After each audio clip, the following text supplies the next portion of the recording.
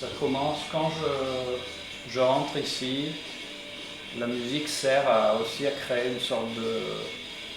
Voilà, un espace comme ça. Moi, j'en suis venu à la peinture par la photo, en fait. Puis, j'ai commencé déjà en photo, j'avais une recherche plastique, hein, je travaillais pas mal autour du portrait, des mises en scène, bon bref, quelque chose d'un peu qui rejoignait un petit peu la peinture, hein, même si je ne le savais pas à l'époque. Et puis petit à petit, de fil en aiguille, j'en suis venu à la peinture, mais bien plus tard, et d'une façon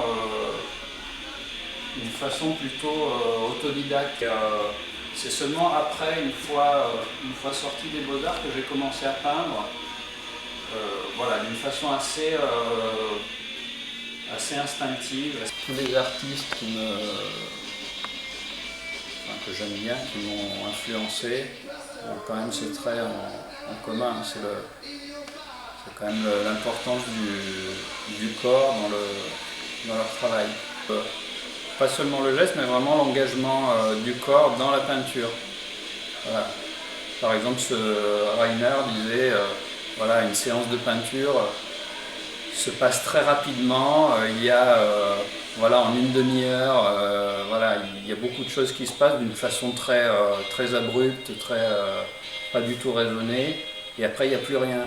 Et il dit, et le reste du temps, j'essaye de singer les conventions sociales. Ça, c'est quelque chose qui m'a toujours qui m'a parlé, quoi, qui m'a toujours séduit. Je ne fais pas tout à fait comme lui, mais quand même.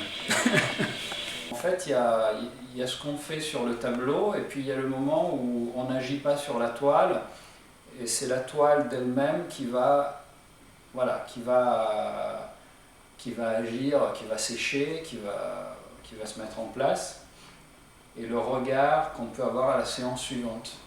Donc ces coupures, elles font partie en fait du travail. Puisqu'à chaque fois on revient avec un regard neuf. En tout cas, c'est ce que j'essaie de faire.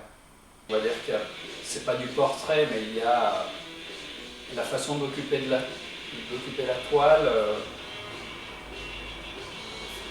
Rappelle le portrait, on va dire la tête. Donc, malgré le fait que je travaille toujours de la même façon, j'ai pas l'impression de me répéter, c'est-à-dire que c'est une sorte de matrice que je peux utiliser sans fin, c'est-à-dire que ce qui se passe sur la toile est